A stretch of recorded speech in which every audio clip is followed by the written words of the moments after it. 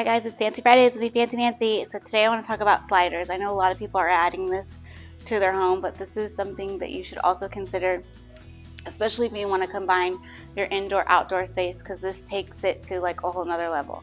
So as you can see, the patio is covered and they have these sliders. The amazing thing about these sliders is that they open all the way and they stack completely in the wall, so it doesn't just stop here like most sliders. It actually keeps going back all the way into the wall,